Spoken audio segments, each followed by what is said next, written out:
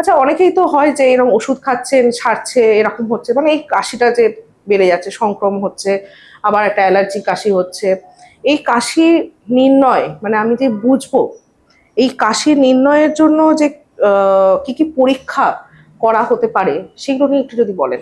যদি সংক্রমণের চিন্তা আসে ডাক্তার বাবুর মাথায়, উনি সঙ্গে সঙ্গে একটা বুকের এক্সরে করতে পারেন। আচ্ছা। আমাদের দেশে আমাদের নিয়ম হলো, যদি আমাদের কারুর খুসখুসে কাশি 2 সপ্তাহ বা তার বেশি চলে, আচ্ছা। তাহলেই কিন্তু একটা বুকের এক্সরে অবশ্য কর্তব্য। আচ্ছা। কারণ আমাদের দেশে সংক্রমণ এত বেশি, তার জন্য। অন্য দেশে 3 সপ্তাহের বেশি। আচ্ছা। তো ইউরোপে এখন এর সাথে যদি আমি যে উপসর্গগুলো আগে বললাম সেগুলো থাকে, তাহলে তো করতেই হবে।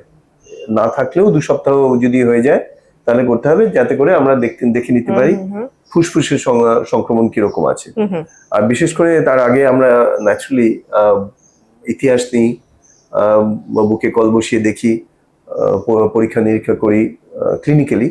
আর সেখানে যদি দেখি যে বুকে আওয়াজ আছে, যেটা থাকার কথা নয়, আর এক্সরেতেও একই কথা বলছে, তাহলে আমরা জানি যে বুকের সংক্রমণ হয়েছে। এবারে দেখতে হবে যে ওই সংক্রমণটা কি, সেটা টিবি না অন্য কিছু। সাধারণত অল্প কয়েকদিনের যদি ইতিহাস থাকে তাহলে সাধারণত ওটা টিবি নয়। আচ্ছা। কিন্তু সবসময় এই কথাটা ঠিক নয়। ওই যদি 1 সপ্তাহের মধ্যেই হয়, তারপরে আমরা বেশিরভাগ সময় দেখি যে অন্য ব্যাকটেরিয়া, টিবি নয়। কিন্তু এছাড়া ডাক্তারবাবু যিনি যা বলবেন সেটাই অবশ্য করা উচিত। এইটা হলো এক্সরে পার্ট। কিন্তু যাদের ওই অ্যালার্জি যেটা বললেন, সেটা কিন্তু এক্সরে তো করতেই হবে। এক্সরেটা স্বাভাবিক আসে, নর্মাল আসে, সেখানে কিছু পাওয়া যায় না। তখন আমাদের একটা স্পাইরোমেট্রি বলে একটা টেস্ট আছে, পিএফটি বা লাং ফাংশন, যে নামেই আপনি ডাকুন না কেন, ওটা কিন্তু অবশ্য কর্তব্য। প্রত্যেকের হওয়ার কথা।